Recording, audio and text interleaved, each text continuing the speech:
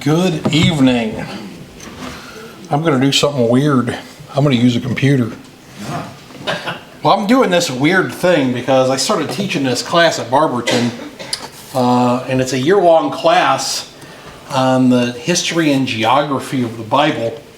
And I've put an enormous amount of time studying for this class, and I guess you guys have to suffer through that then, right? So, but since I put so much time into it, I figured it'd be a good opportunity to share these lessons with you guys. I come here once a month, so we can do this year. We can do the first 12 lessons.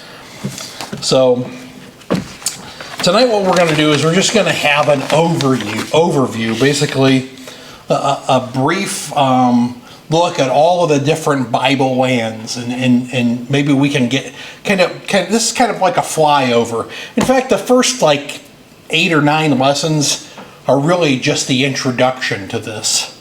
So we're skipping lesson 1, which was basically why would you want to study such a thing, right? And of course, why would we want to study the history and the geography of the Bible?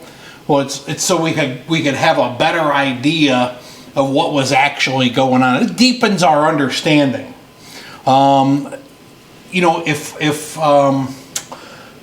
If somebody asks you about something in Ohio, right, something that we're familiar with, you've got a clear picture in your mind. If I tell you, where's Marietta? You know exactly where it's at. We have these landmarks we know because we're familiar with this area, but the Bible, we're not as especially the Bible lands, we're not as familiar with those because we don't live there. So the idea is these things are, we're looking at these things to help us get more familiar with those things. Okay.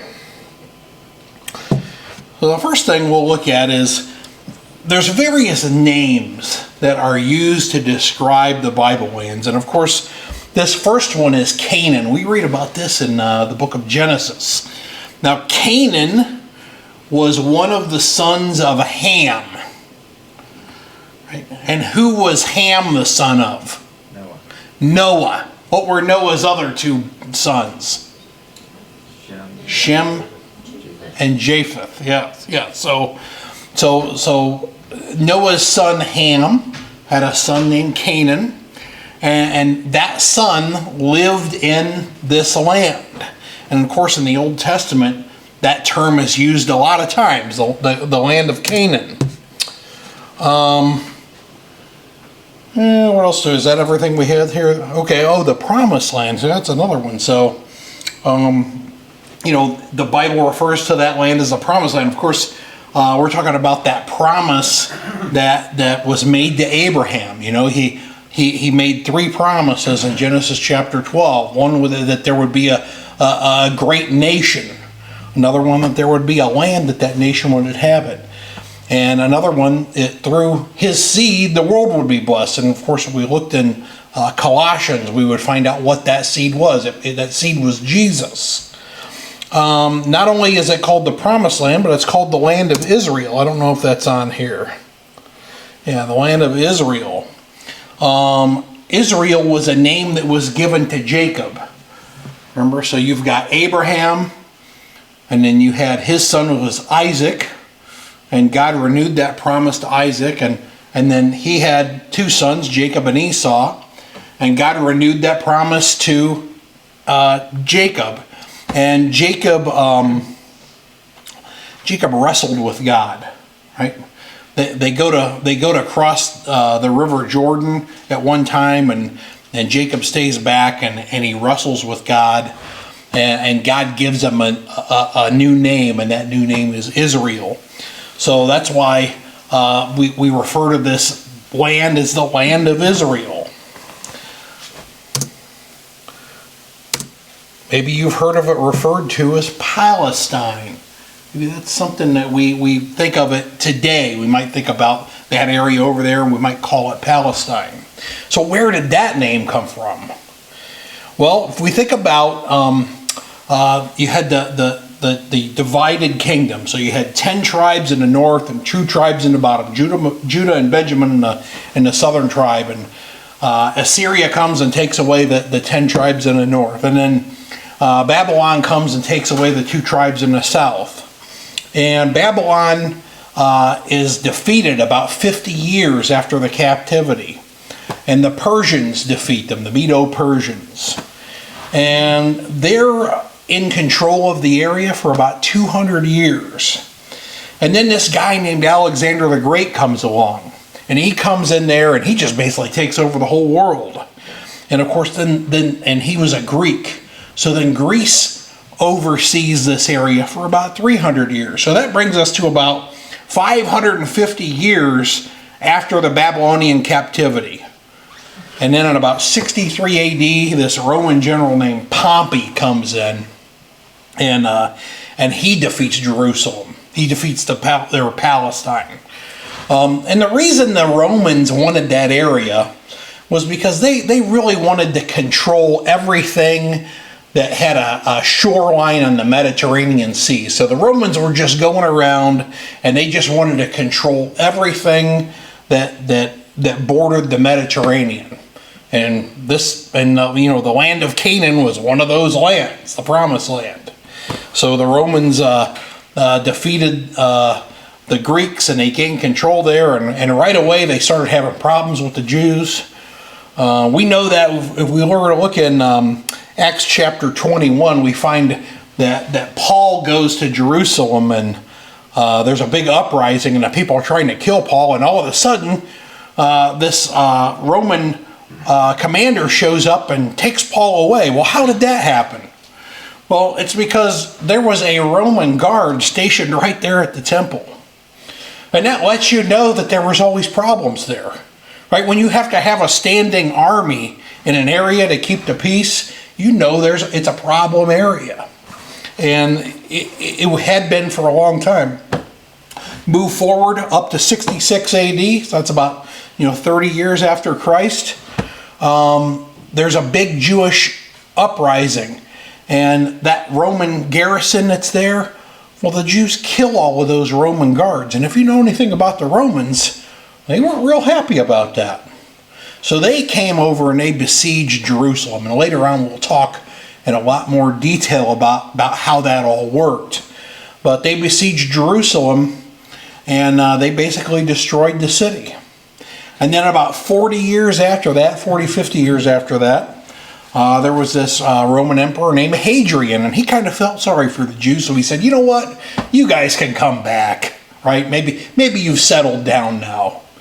And things went all right for a little while, but about 130 AD, somewhere in there, the Jews staged a huge revolt. And Hadrian, if you read anything about him, you know he was kind of a no-nonsense kind of guy, and he sent 12 legions in there. And they killed about 1.4 million Jews. They were not having it. And they were so upset with the whole matter that it was illegal for a Jew to even enter Jerusalem. And this is the event that caused the Jewish people to scatter throughout the world. Right? Because they weren't allowed back in the Promised Land anymore. That's how the Jews got all over Europe. They had to leave that area. So I think,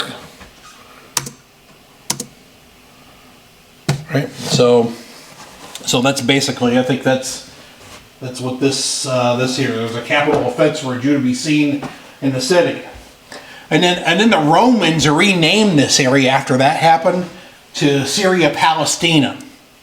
Right? They came up with their own name, and we still call it Palestine today. And the thing to make note of is when we're talking about this property, the land of Canaan, the Promised Land, all these different names are used for it. So Palestine is used for it, the Promised Land, the land of Israel, the land of Canaan, but it's all talking about the same piece of property. Right? And that can be confusing sometimes, especially when you're studying history, because the names change. Right? And we understand that, throughout the world. If you looked at a map of Europe, say in 1910, and looked at a modern map of Europe, would it have the same countries in it? No, because political things happened and borders of countries changed and names of countries changed. Well, that happened back then too. And that's what's complicated, right? But just know that those are all names. If I mention any of those names, I'm still just talking about the same place. And if the place had different names, the people had different names too, right? And we refer to the people that live there by different names. One of them we might say is Hebrew. That's an Egyptian word. That's where that came from. I think it was spelled Habiru, I believe. Habiru. It's one of those things where names kind of change their pronunciation over time. I always use the example of my grandpa called a chimney a chimbly, right? Because that's what they called it where he was from. And different cultures kind of change the way things are pronounced. And over time, these Habiru became Hebrew. And of course it meant foreigner. That Egyptian word meant foreigner. So if you think about, Jacob and all his relatives living there, Joseph was a ruler there for a period of time, but his whole family came there. They were foreigners there. They were strangers. That's why they got this name. Later on in the first century, the Jews really liked to be called this because they felt it separated them from Greek and Roman culture. This was not a name that they shied away from being called, especially during the first century. Another name would be Israelite, right? This idea that they were the children of Israel, right? So it's a term we hear in the Old Testament all the time. Probably the most common name that's used for God's people. What about Jew? That's another one. So, this is another one of those things that, it's kind of a thing that got shortened, right? So when only Judah and Benjamin was left, they called those people Jew. Just short for Judah. They called them Jews, and that's where we get that term from. And that was pretty much used for anybody that returned from captivity and returned back to Jerusalem. That would have been under King Cyrus. And of course, Israelites are everywhere today, especially in the movies. I've never figured that out. I don't understand it, but I notice lots of actors are Jewish. Lots of radio personalities. There was this guy I used to listen to on the radio all the time, Howie Chiswick. And he always talked about lots of Catholic things, and I just always assumed he was Catholic. But when he passed away, I read his obituary, and he was Jewish. So there you go. All right, so Palestine's a tiny country, but it's also an important country. One thing that's interesting about the Jews is they really weren't like a technologically advanced society. If you looked at the things that their neighbors were doing, they were doing a lot more advanced type things. Jerusalem and the hills along Jerusalem were just rich with iron ore. There was all kinds of iron ore around. But the Jews didn't really know what to do with it. Right? They didn't have any metalsmiths. In 1 Samuel 13 and 19 it says that no smith was found in all the land of Israel. Right? For the Philistines were afraid the Hebrews would make swords or spears. Right? So the Philistines guarded this secret of being able to make iron or steel. And it seems like the Jews weren't that interested in pursuing this knowledge either. That being said, right, they were advanced in a lot of other ways. Right? They had a code of law that still today is unmatched. Think about the 10 Commandments, which are actually 2 commandments, right? Right, the first 4 commandments are about your relationship with God and putting God first. And the second 6 commandments are about your relationship with others, your neighbors, right, and how you would treat them. But there's never been a law that's been better than that. They have literature that we still study today, right? What other ancient culture has literature that that millions and millions of people are still studying to this very day? There are none. One of the people that lived in that area, right? We still keep time by him, right? So we still reckon time by the birth of Christ. Now today they may call it CE instead of AD, right? AD means in the year of our Lord, and CE means Common Era. And you can call it whatever you want, but it's still reckoned by the birth of Jesus. So, and certainly when we think about world history, there has been no other nation that has affected world history as much as the Jewish people have. So it's a little country, right? It's a pocket-sized country. The gentleman who made this PowerPoint lived in, I think the guy who wrote the book that I'm basing on lived in Alabama. So a lot of this first example here is about Alabama. Now I'm not that familiar with Alabama, but here's what I can tell you is that Ohio has a square mileage of about 45,000 square miles. That's Ohio. So if you think about Palestine was 12,000 square miles, so you're talking it's just a little more than a quarter the size of Ohio, just a little bit bigger. But he's got some different examples in here that show it in relationship with a bunch of other states. All right, so here's Palestine and Alabama. Not too big. Indiana. Now this one we might be a little more familiar with because they're right next door to us.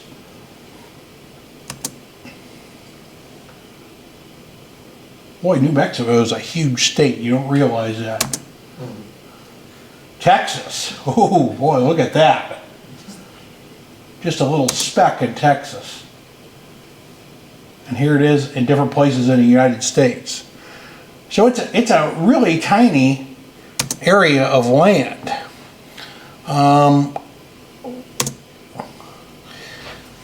You might think, how could, this is, so in this little area of land, the entire story of the Bible takes place. We might hear a little bit about Egypt down here in Exodus, but for the most part, the entire Bible story takes place, or most of it takes place on this west side of the Jordan River, right through here.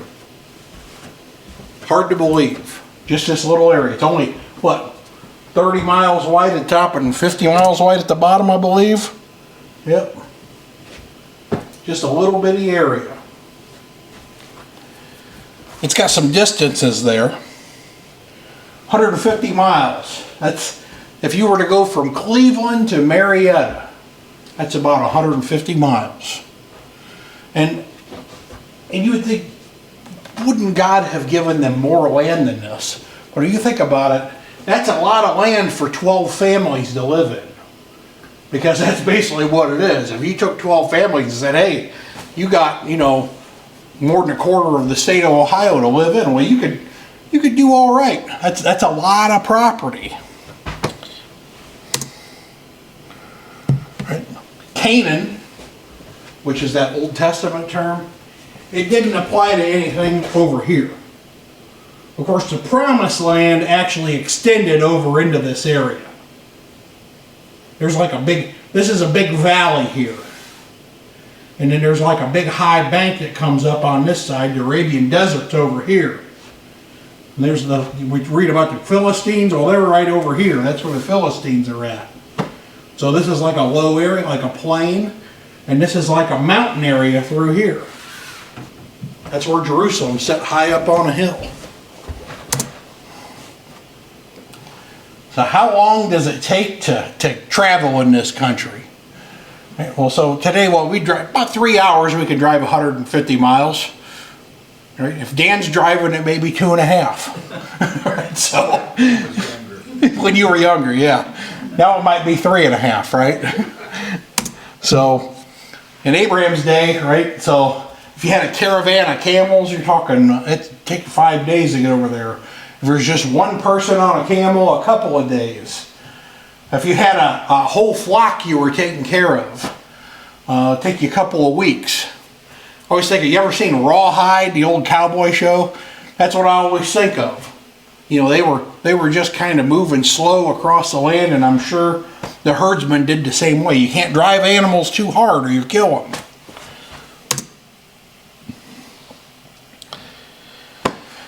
Now, the interesting thing about the Promised Land is it's strategically located. And if you imagine that the land was laid out like a 4-leaf clover, right? And if you had Egypt as one of the leaves, and Arabia is one, and Mesopotamia is one, and Arabia is another one. In the center of that 4-leaf clover would be Israel. And what happened was, is any of those countries back then that needed to get from one place to another, let's say you're in Egypt and you want to go to Damascus, right? You got to go through Israel. All of those countries had to go through Israel.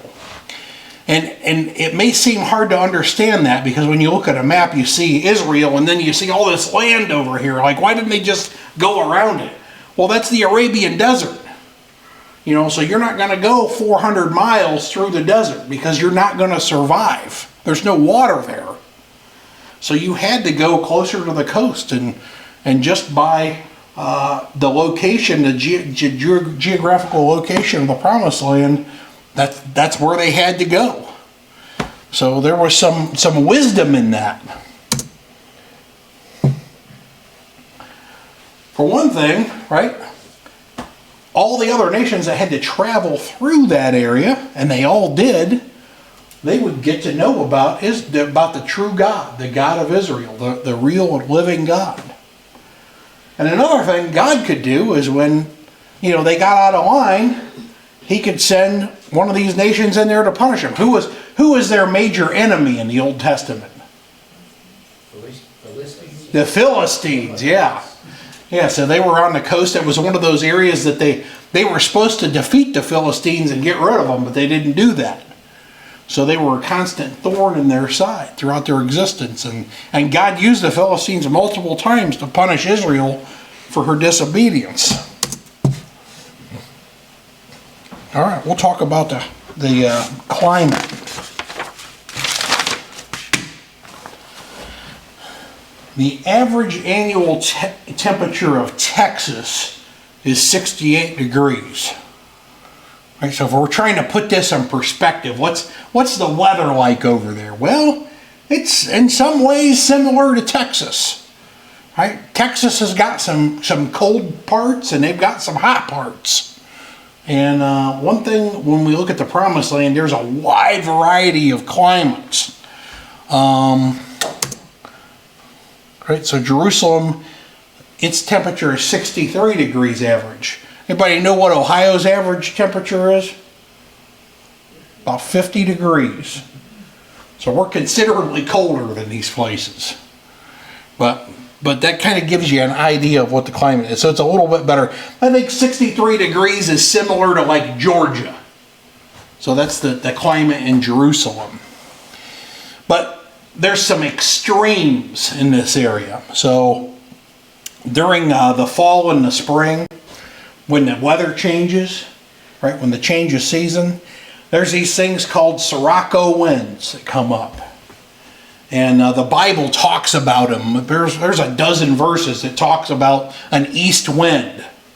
So these winds would come across, they'd start in Africa, and they'd come across the Arabian desert, and they would pick up heat, and they would pick up sand and dirt, and they blow right into the Promised Land.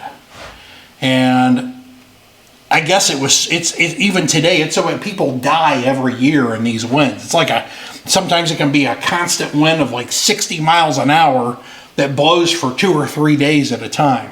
Like I guess it's just miserable. You can't get away from it. They say that it makes people edgy. Right? I think about the wintertime, we get kind of depressed in the wintertime. Well, when they have these winds, these people get a little bit on edge. And maybe that may explain to some of the problems they've had in the Middle East. Right? People they're irritated. Right? So that's a thing Jesus talked about. Remember when he goes, how is it that he's talking about the Pharisees, when you see a red sky, you see it's going to rain, right? And then he says, and when you feel a wind blow from the east, you know it's going to be hot. Well, that's what he was talking about. Those Sirocco winds. They were going on way back then, and they're still going on today. So you've got these really hot areas. The growing season there is in the wintertime. So right now is when the growing season is. This is where this is the time of year when all the rain comes. The summer obviously is very hot. There's Mount Hermon. Mount Hermon has, or at least some years, it has snow year-round on it. So I think that's the next. Yeah. So there's Mount Hermon, kind of a blurry picture, but it's kind of like the Rocky Mountains. So Mount Lebanon, which is on the other side of it, is about 10,000 feet. That's the only thing we have in our country to kind of compare to. The Rocky Mountains are a little higher than that even. But they have mountains where there's snow all the year round, and they have deserts where it's 110 degrees, and they have rainy seasons where there's flooding. And there's just every kind of climate you can think of, and about every kind of landscape you can think of. Some of the areas in Israel, you would swear you were looking at Ireland. There's rolling green hills, especially around where the Valley of Jezreel and where the Sea of Galilee is at. It's beautiful rolling green hills. It's a pasture land. So just about everything you can imagine is in that area. And of course, you've got these two extremes. You've got this 10,000 foot mountain, and then you go down this valley, and you've got the lowest land area in the whole world. Right? The shores of the Dead Sea, 1,300 feet below sea level. And the Dead Sea itself is 1,300 feet deep. You know how deep Lake Erie is at its deepest point? It's 200 feet in its deepest point. Probably average is about, 80 feet or so, most of Lake Erie. Think about a body of water that's 1,300 feet deep. That is a deep body of water. They call it the Dead Sea because there's so much salt there. The salinity of the Dead Sea is almost 10 times that of the ocean. And there's the Jordan River and a bunch of tributaries of the Jordan that all flow into the Dead Sea, but nothing flows out of it because it's so hot there that all of the water just evaporates. It never fills up. And I guess the evaporation rate is so high that if a bird flies over it, it will die. Right? Can you imagine that? There are no plants or anything around it. If a fish comes in out of the Jordan and flows into the Dead Sea, it's done. It's had it. So I guess when we think about this overview, when we think about the land of Canaan, it's a land of extremes, of variations. Just about every kind of landscape you could ever think of, you could find in this 150 mile long by 50 mile wide area. It's amazing, an amazing place. And certainly it was God's providence that this land was given to the Israelites. And you can see God's wisdom and his finger on all of these things. We haven't really said, this is pretty much the end of the lesson. We haven't really said anything about by way of invitation. We talked about that promise that God made to Abraham, and God fulfilled all of those promises. Right? So did the Israelites, did they become a great nation? Yeah, there were millions of them. Right? God said that they couldn't be numbered, and that's true. There was that many of them. They're all over the world even today. The Jewish people are still, an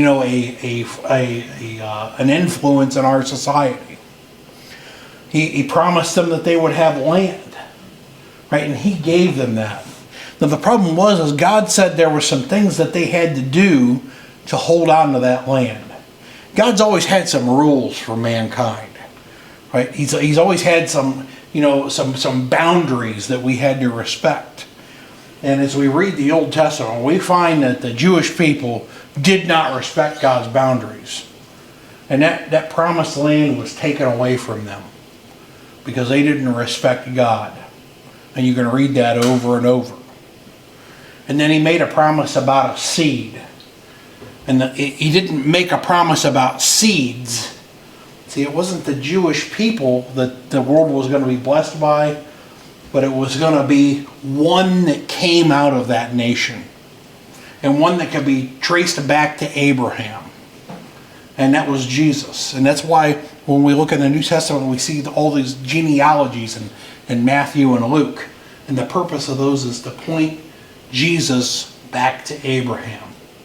Through the kings of Judah, we can see a clear line that promise was fulfilled through Christ.